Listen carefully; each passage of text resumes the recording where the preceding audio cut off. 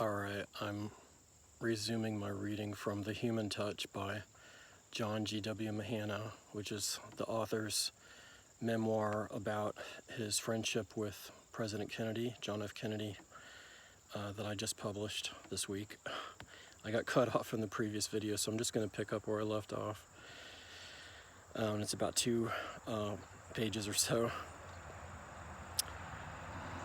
In near disbelief, I had difficulty for a few minutes realizing that this meeting had actually happened.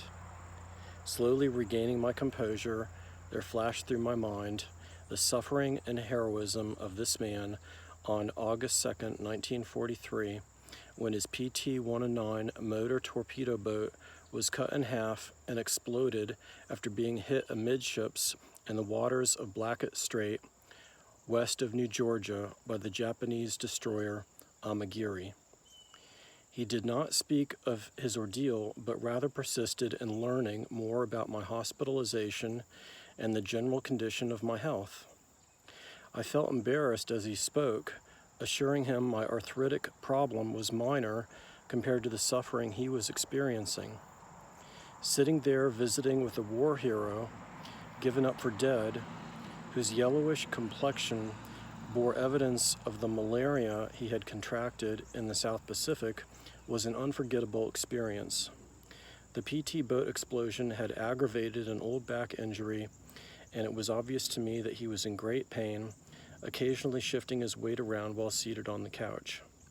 I had read many accounts of this brave young man's leadership in effecting the rescue of the surviving members of his crew on PT-109, the tragic death in 1944 of his brother, Joseph P. Kennedy Jr., who was killed when his bomber blew up on a mission for which he volunteered, aimed at destroying enemy submarine pens on the Belgian coast.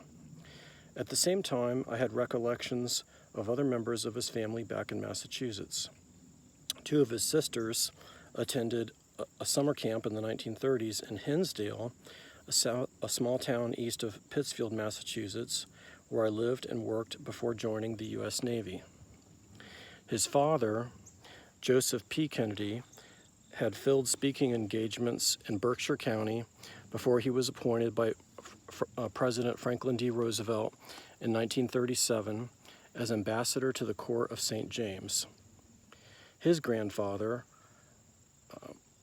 John F. Honey Fitzgerald, had many followers among Irish Catholics in Berkshire County, resulting from his statewide campaigns for governor and more notably for the United States Senate in 1916, where he lost to the incumbent Henry Cabot Lodge. Jack rested his cane against an arm on the couch and sat down beside me. "What brings you here?" he asked.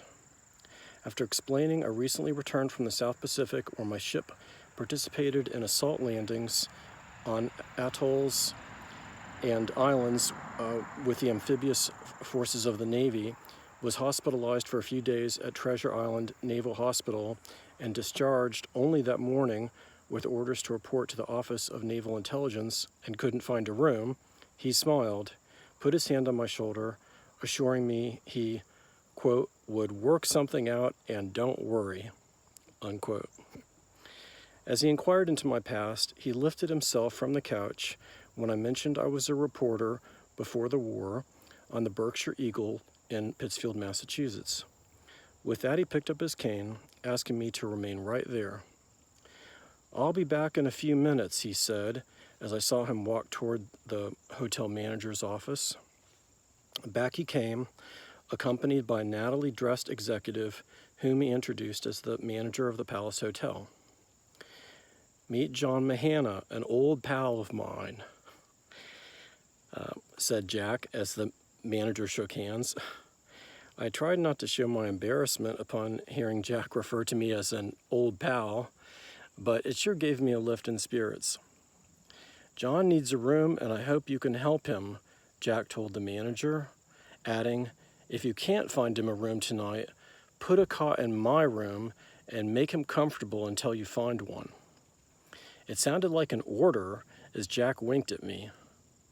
"I'll do my best, Mr. Kennedy," The manager replied as he walked away and instructed me to check at the registration desk later in the evening. "We'll make out. You can bet on it," Jack asserted as we continued our conversation on the hotel lobby couch.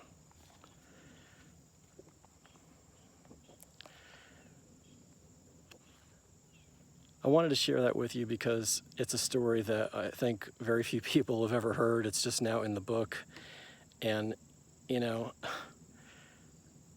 Jack Kennedy, John F. Kennedy, walked up to the author and just asked if he could help. You know, they were strangers. They didn't know each other. And before you know it, they're talking. And, you know, Kennedy then goes to the hotel manager and says, you know, put a cot in my room until you can find him a room.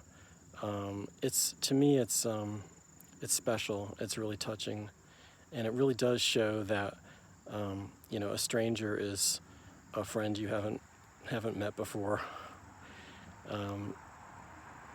So for those of you who decide to read the book, I think you'll enjoy the various stories that the author shares about his friendship with JFK.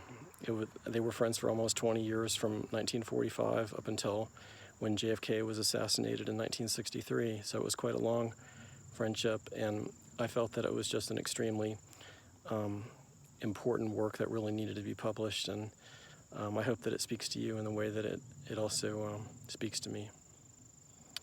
So that's the service tip for today, is to show up from a place of love and service like JFK did in this story, and be open to new friendships and creating great relationships. You never know, you know, where things are going to go, and anything is possible. So go for it and create great relationships.